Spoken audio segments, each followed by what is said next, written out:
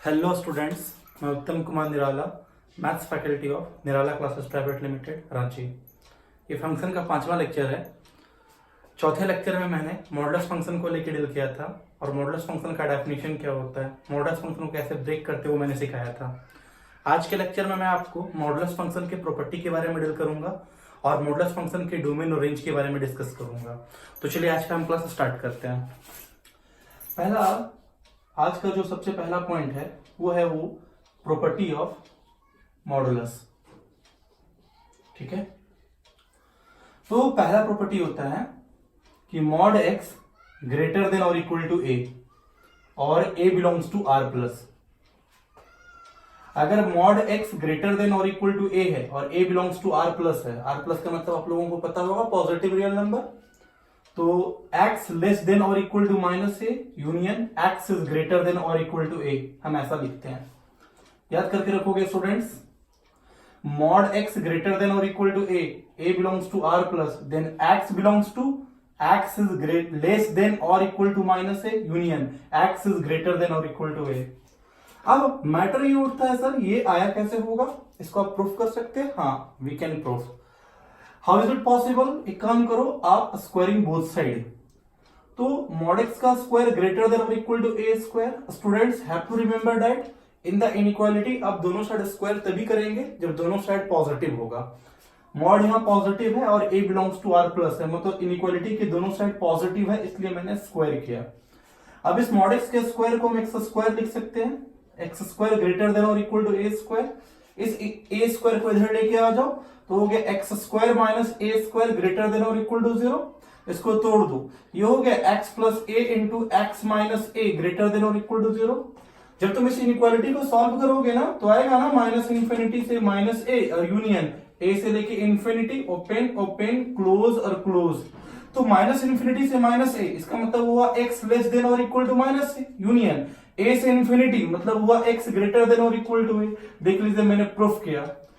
तो पहला प्रॉपर्टी याद रखना है कि मॉड एक्स ग्रेटर देन और equal to a, then x belongs to x is less than और equal to minus a, union x is greater than और इक्वल टू ए। अब स्टूडेंट्स सेकंड प्रॉपर्टी को ध्यान से देखिएगा। सेकंड प्रॉपर्टी बोलता है कि अगर मॉड एक्स लेस देन और इक्वल टू ए हो और a belongs to R plus हो तो एक्स बिलोंग्स टू क्या लिखेंगे? देन एक्स बिलोंग्स टू लिखेंगे बच्चा मेरे माइनस ए से लेके ए तक, कुछ ऐसा लिखेंगे x इज ग्रेटर देन और equal to minus a less than और equal to a. Third property बहुत ही इंपॉर्टेंट प्रॉपर्टी। ठीक है, अब ये भी मुद्दा उठा होगा ना कि आया कैसे होगा, तो दोनों साइड स्क्वायर करके देखना, इनइक्वालिटी सॉल्व करके देखना, वो तुम्हारा पहुंच जाओगे। प्रॉपर्टी नंबर थर्ड कि अगर मॉड x ग्रेटर देन और इक्वल टू ए और लेस देन और इक्वल टू बी है तो x बिलोंग्स टू लिखेंगे हम लोग माइनस बी से माइनस ए और यूनियन ए से लेके बी तक। मॉड x ग्रेटर देन और equal to a and less than और इक्वल टू बी, तो x बिलोंग्स टू लिखेंगे माइनस बी से minus a union a to b. आया कैसे होगा स्टूडेंट्स? दोनों साइड स्क्वायर करके देख लेना, आ जाएगा। चौथा property x plus minus y whole का मॉड लेस देन और इक्वल टू x का मॉड प्लस y का मॉड। पांचवा property important property x plus minus y का मॉड ग्रेटर देन और equal to mod x minus mod y and whole का mod. This is the property of modulus. तो इस पांचों property को आप क्या करो, नोट डाउन कर लो कॉपी में तुरंत, इससे आपको बहुत बेनिफिट होंगे। आगे जब हम क्वेश्चंस करेंगे ना सर डोमेन और रेंज का, तो वहां पे बहुत यूज होगा इसका। तो इस 5 प्रॉपर्टी को दिमाग में बिठा के रख लो आप। चलो एक काम करते हैं, एक क्वेश्चन लेते हैं और उसको हम प्रॉपर्टी के अनुसार से ब्रेक करने की कोशिश करते हैं। ठीक है, देखो कैसे। मान लिया मैंने क्वेश्चन लिया x माइनस 5 का मॉड ग्रेटर देन और equal to 7, x belongs to क्या होगा? तो इसका सॉल्यूशन कैसे करेंगे ये समझो। एक काम करो, इस x माइनस 5 को तुम कैपिटल X मान लो, ये हो गया कैपिटल X का मॉड ग्रेटर देन और इक्वल टू 7। अब इस 7 को तुम a मान के पढ़ो, मॉड x ग्रेटर देन और इक्वल टू a, तो x इज लेस देन और equal to minus a union x is greater than और इक्वल टू a। इस x को मैंने माना था x minus 5, that means x minus 5 less than और equal to minus 7 union x minus 5 greater than और equal to 7। उधर चला गया, ये हो गया x इज लेस देन और equal to -2 union x is greater than और equal to 12। That means final answer लिखेंगे माइनस इंफिनिटी से -2 यूनियन 12 से infinity. This is the final solution of x। मान लो सपोज दैट आपके पास एक और क्वेश्चन मिला। क्या मेरा क्वेश्चन देखो, x -2 का मॉड -5 होल का मॉड, यहां दे दिया तुमको मैंने ग्रेटर देन और इक्वल टू 2, मैंने पूछा x बिलोंग्स टू क्या होगा। देखो कितना इजी है, ध्यान से देखिएगा इसको कैसे बनाएंगे। इस पूरे को तुम क्या मानो कैपिटल x, इस पूरे को तुम कैपिटल x मान लो, तो ये तुम्हारा क्या हो गया, खुद से सोचो, कैपिटल x का मॉड ग्रेटर देन और इक्वल टू 2। मॉड के पहले प्रॉपर्टी के अनुसार से मैं ऐसे लिखूंगा, देखो तो कैपिटल X लेस देन और equal to -2 union capital X greater than और इक्वल टू 2। अब खुद से सोचो, इस कैपिटल X को आपने ये पूरा माना था, चलो इसको हम लिख देते हैं, ये हो गया x -2 का मॉड -5 लेस देन और इक्वल टू -2 यूनियन x -2 का मॉड -5 ग्रेटर देन और इक्वल टू 2। अभी काम करो, इसको सॉल्व कर दो। इसको जब तुम सॉल्व करोगे तो आएगा x -2 का मॉड, देखो तो लेस देन और इक्वल टू 3 यूनियन x -2 का मॉड, ये आएगा ग्रेटर देन और इक्वल टू 7। अब तुम खुद से सोचो, ये तुमको दिख रहा होगा मॉड का दूसरा प्रॉपर्टी, ये तुमको दिख रहा होगा मॉड का पहला प्रॉपर्टी, इसको दूसरे प्रॉपर्टी के अनुसार से तोड़ दो, इसको पहले प्रॉपर्टी के अनुसार से ब्रेक कर दो। देखो फाइनल आंसर की तरफ हम पहुंच रहे हैं।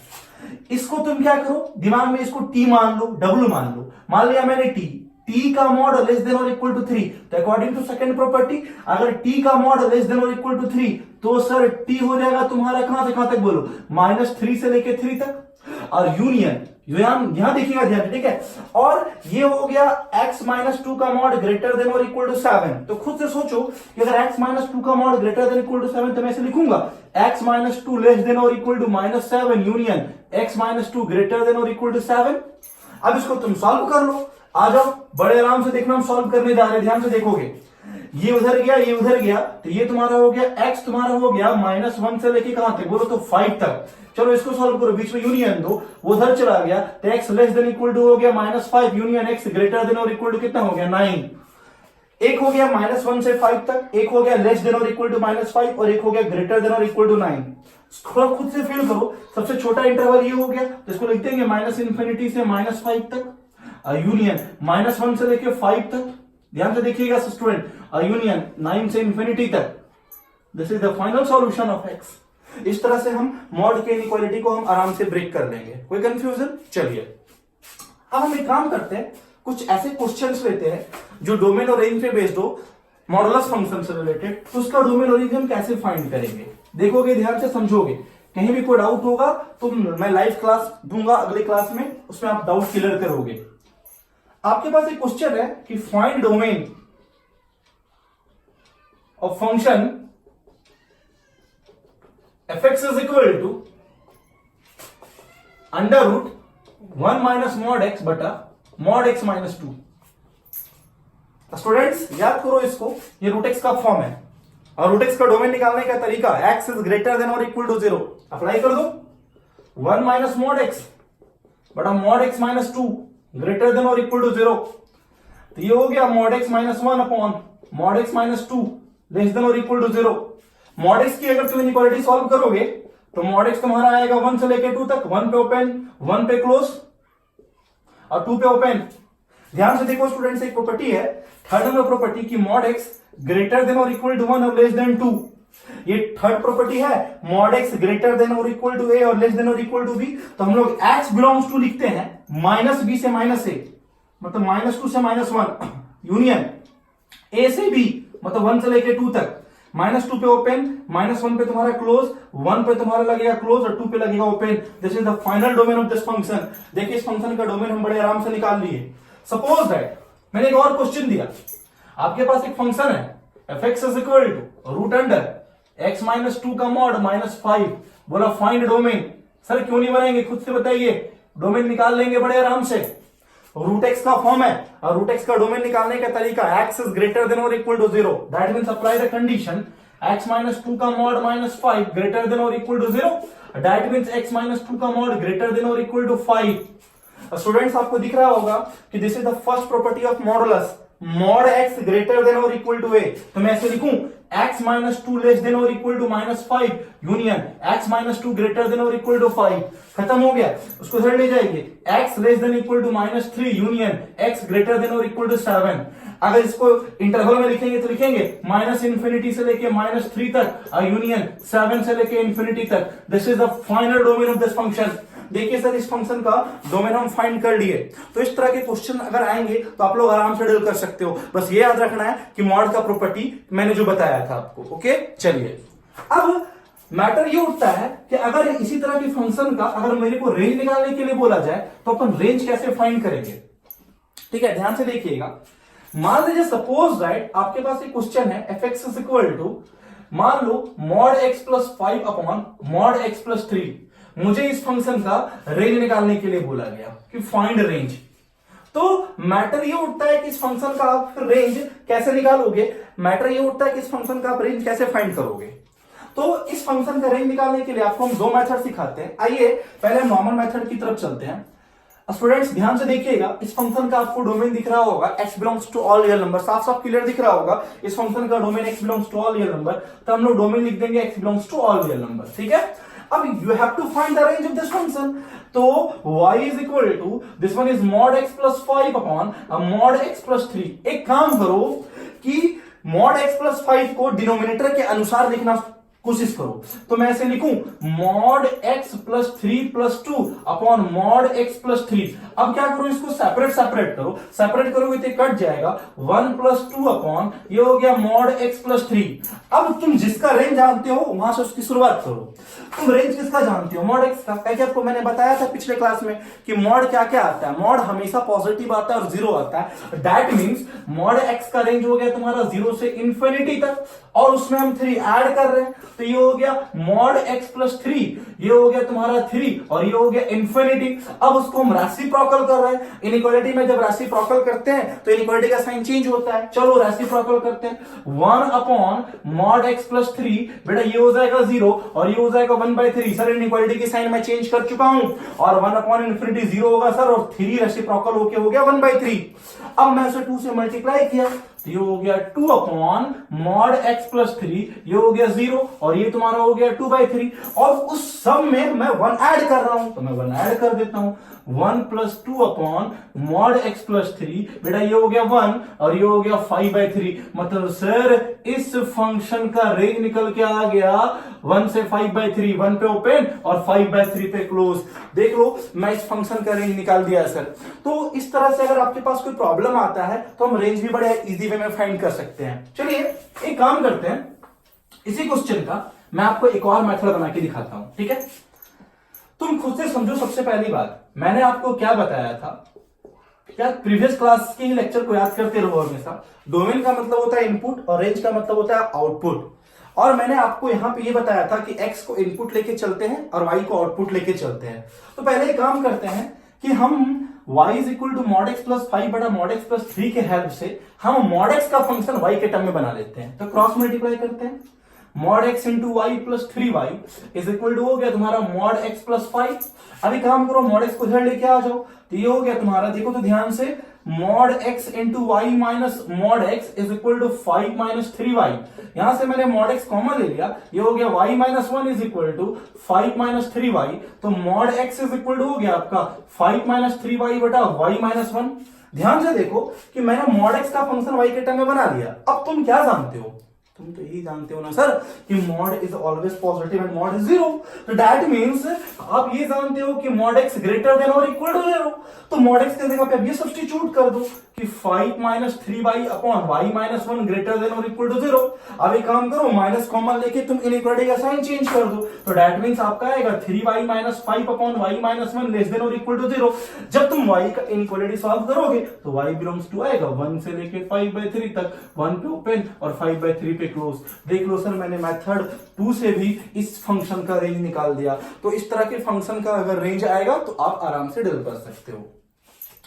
अब ये मैटर उठता है कि एक मॉड में ही एक बहुत ही अच्छा कॉन्सेप्चुअल पॉइंट है जिसको बहुत सारे बच्चे मेरे को पूछते हैं, क्लासरूम में भी पूछते हैं ठीक है, व्हाट्सएप पे भी पूछते हैं, जहां भी बच्चों को पॉसिबल हो पाता है, जहां तक मैं कनेक्ट हो पाता हूं, वो लोग सब पूछते हैं कि सर ये है क्या वास्तव में। देखो ये है क्या, क्वेश्चन क्या है था मेरा बोलने का मतलब, f x is equal to root under 1 minus root under x square minus 6x plus 9 का ना मेरे को रेंज फाइंड करना है। बेटा अगर डोमेन निकालने के लिए बोलेगा तो निकाल लेंगे। कैसे निकालेंगे, रूट एक्स का फॉर्म लगा देंगे एक बार और फिर रूट एक्स का फॉर्म लगा देंगे, ठीक है, तो डोमेन निकल जाएगा। लेकिन मेरा मुद्दा क्या है, रेंज निकालना। सबसे पहला देखो कि तुम यहां गलती क्या करते हो। जब तुम इस फंक्शन का रेंज निकालते हो ना, तो सबसे पहला मिसकॉन्सेप्चुअल पॉइंट पकड़ो कि तुम गलत कहां कर बैठते हो, मिस्टेक कहां करते हो। मैं देखो मिस्टेक क्या है तुम्हारा, ये मैं आपको मिस्टेक की तरफ लेके जा रहा हूं। पहले आप क्या करते हो, अंडर रूट 1 माइनस, आप इसे लिखोगे x माइनस 3 का होल स्क्वायर, मैं भी लिखूंगा ही, मैं भी ये लिखूंगा, ठीक। अब क्या करोगे तुम, इस फंक्शन को रूट से बाहर निकाल के आओगे x माइनस 3, यही तो गलत हो गया सर आपका। सबसे पहला मेरा एक पॉइंट याद करके रखिएगा स्टूडेंट्स, कि जब कभी भी आप रेंज निकालते हैं, ठीक है, डोमेन निकालते हैं, ठीक है, लिमिट सॉल्व करते हैं, एक्चुअली फंक्शन क्या बताता है सर, फंक्शन को आप अगर पढ़ोगे ना तो आपका कैलकुलस का नस पकड़ाएगा।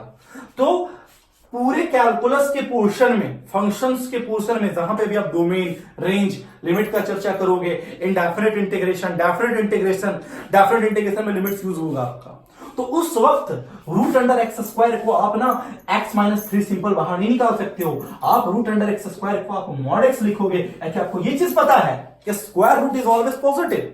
अब तुम खुद से देखना, अगर तुम सिंपली बाहर निकाल दोगे तो देखना तुम्हारा रेंज कैसे आ जाएगा, और जब मैं मॉड को लेके चलूंगा तो देखना रेंज कैसे आ जाएगा। सही कौन होगा, मॉड के साथ जब हम इसको ब्रेक करेंगे।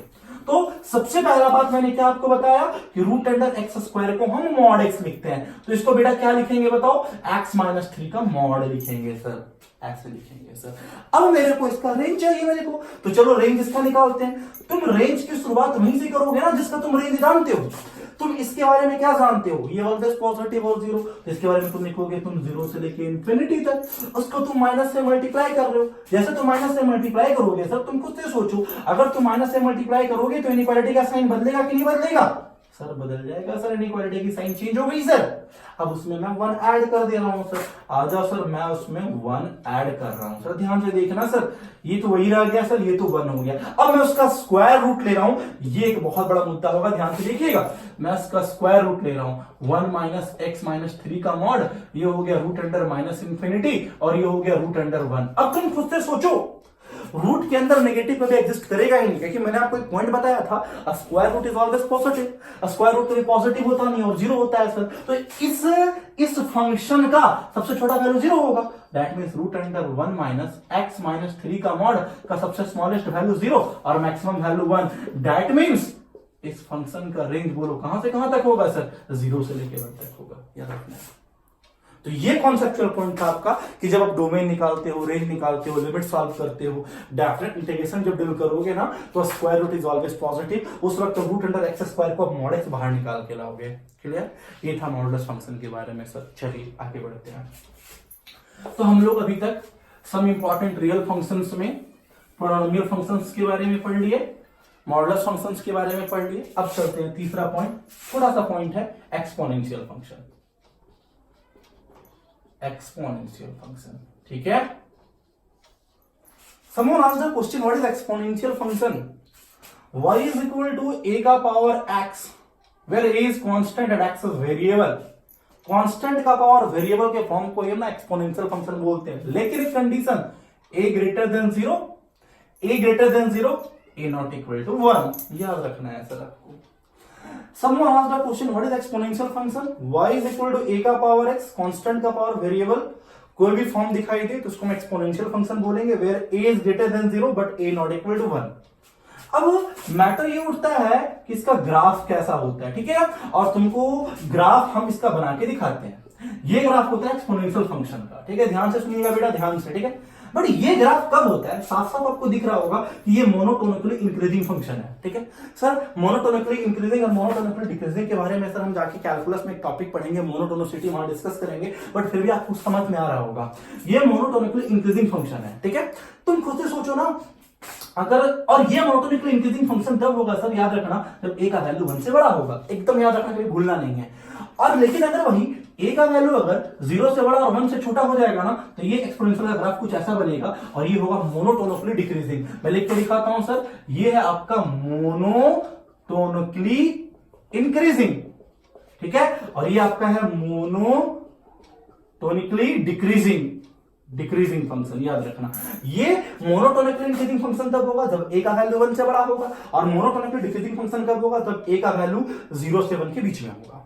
अब मैटर ये उठता है कि आप ये चीज कैसे डिसाइड कर दिए, आइए मैं आपको समझाता हूं। सपोज दैट मैंने क्या किया, ए के जगह पे कोई वैल्यू लिया 1 से बड़ा 2 लिया मैंने, सपोज दैट मैंने 2 लिया, ठीक है, और एक्स लिखा, तो तुम खुद से सोचो, अगर तुम एक्स के जगह पे 1 लोगे तो वैल्यू 2 आएगा, सर 2 लिखोगे तो 4 आएगा, 3 लिखोगे तो 8 आएगा, मतलब वैल्यू बढ़ाने पे फंक्शन का वैल्यू बढ़ते जा रहा है। दैट मींस ये फंक्शन इंक्रीजिंग फंक्शन है, साफ साफ दिख रहा होगा आपका। लेकिन अगर मैंने एक फंक्शन क्या लिया ना, 1/2 का पावर x लिया, मेरी बातों को समझोगे ध्यान से सर, एकदम ध्यान से पूर्वक सुनना। अगर मैंने 0 सब्स्टिट्यूट किया तो 1 हो गया, 1 सब्स्टिट्यूट कर दिया तो हाफ हो गया, सर 2 सब्स्टिट्यूट करोगे तो 1/2 का पावर 2, मतलब रूट अंडर 1/2, वैल्यू और छोटा होते जा रहा है। दैट मींस सर ये फंक्शन डिक्रीजिंग हो गया। तो साफ साफ दिख रहा है कि जब ए का वैल्यू 1 से बढ़ा लेंगे तो मोनोटोनिकली इंक्रीजिंग, और ए का वैल्यू 0 से 1 तक लेंगे तो सर 0 से 1 के बीच में लेंगे तो मोनोटोनिकली डिक्रीजिंग फंक्शन होगा। This is the definition of exponential function. अब मैटर उठता है इसका डोमेन। तो साफ साफ दिख रहा है कि हम कुछ भी सब्स्टिट्यूट कर सकते हैं, फंक्शन कभी भी अनडिफाइंड नहीं होगा, तो डोमेन हो जाएगा x belongs to all real number. अब इस फंक्शन का रेंज के बारे में हम चर्चा करना चाहते हैं कि रेंज क्या होगा। साफ साफ दिख रहा होगा कि पूरा का पूरा ग्राफ एक्स एक्सिस के पूरा ऊपर है, एक्स एक्सिस को इवन टच तक नहीं किया, पूरा का पूरा ऊपर है सर। पूरा का पूरा ऊपर होने का मतलब क्या हुआ, exponential is always positive. Students have to remember that this point is a very useful point in calculus topic. जब मैं कैलकुलस आपको डील करवाऊंगा ना, तो वहां एक बहुत अच्छा पॉइंट बोलूंगा, हमेशा बहुत ज्यादा। देखो एक क्या होता है ना कि एक मैथमेटिकली लिखना और एक मैथमेटिकली पॉइंट को ना एक भावनाओं में समझना, तो उस भावनाओं को समझोगे ना तो तेरा टॉपिक बहुत स्ट्रांग होगा। तो ये देखो सबको दिख रहा है ना कि ये ग्राफ पूरा एक्स एक्सिस के ऊपर है, तो बेटा एक्स एक्सिस के ऊपर है मतलब एक्सपोनेंशियल ऑलवेज पॉजिटिव। याद रखना है, ए का पावर एक्स ऑलवेज 0 से बड़ा, कभी 0 से छोटा नहीं होगा, कभी 0 के इक्वल भी नहीं होगा। दैट मींस ऑलवेज पॉजिटिव, मतलब रेंज लिखेंगे y belongs to r plus का मतलब सर 0 से लेके इंफिनिटी तक। This is the range of exponential function. Okay, ये हो गया एक्सपोनेंशियल फंक्शन के बारे में, कोई दिक्कत। चलिए अब इसी एक्सपोनेंशियल फंक्शन को अगर हम इन्वर्स करेंगे ना तो लॉगरिथमिक फंक्शन निकल के सामने आता है। देखो ध्यान से सुनना, लॉगरिथमिक फंक्शन, ठीक है, एक्सपोनेंशियल फंक्शन का जस्ट इनवर्स जो होता है ना वही लॉगरिथमिक फंक्शन होता है। y is equal to log base ax, sir a not equal to 1, a greater than 0, याद रखना है। सर लॉगरिथमिक फंक्शन जो है ना एक्सपोनेंशियल फंक्शन का जस्ट इनवर्स होता है। मैं आपको दिखा सकता हूं, डिटेल से बता सकता हूं।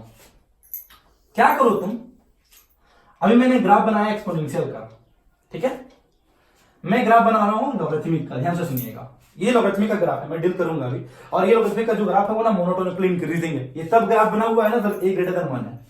एक लाइन खींचो y equal to x, this is the line y equal to x, this is the graph of y equal to log base ax, and this is the graph of y equal to a का power x। ध्यान से देखिए तो y equal to x line के about logarithmic function और exponential function आपको symmetric दिखाई दे रहा होगा। y is equal to x line के अबाउट लॉगरिथमिक फंक्शन और एक्सपोनेंशियल फंक्शन आपको सिमेट्रिक दिखाई दे रहा होगा। तो सिमेट्रिक दिखने का मतलब क्या हुआ सर कि लॉगरिथमिक फंक्शन और एक्सपोनेंशियल फंक्शन एक दूसरे का इनवर्स होगा। अब मैटर ये उठता है कि चलो हम ये चीज समझ गए कि एक्सपोनेंशियल और लॉगरिथमिक फंक्शन एक दूसरे का इनवर्स अगर होता है तो लॉग का आप ग्राफ जो आप डील करेंगे तो कैसे डील करेंगे, तो लॉग का ग्राफ को हम ऐसे ब्रेक करेंगे। ये ग्राफ होगा y is equal to log base ax का, ये तब होगा जब a 1 से बड़ा होगा, मोनोटोनिकली इंक्रीजिंग, और ये ग्राफ होगा सर लॉग बेस ax का ही ग्राफ होगा सर, ये भी ग्राफ लॉग बेस ax का ही ग्राफ है, लेकिन ये तब होगा सर याद रखना जब a का वैल्यू 0 से 1 के बीच में होगा। ये मोनोटोनिकली इंक्रीजिंग और ये मोनोटोनिकली डिक्रीजिंग हो गया sir. This is the graph of logarithmic function.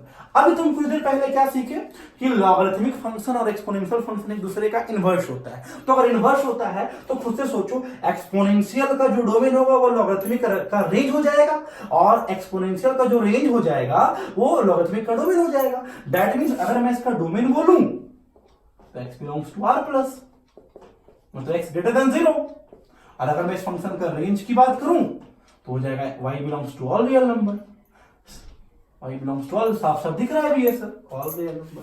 तो ये लॉगरिथमिक फंक्शन का डेफिनेशन था सर आज के नहीं तक। ठीक है, अगली क्लास में आपको लॉगरिथमिक फंक्शन का डोमेन कैसे निकालते हैं, रेंज कैसे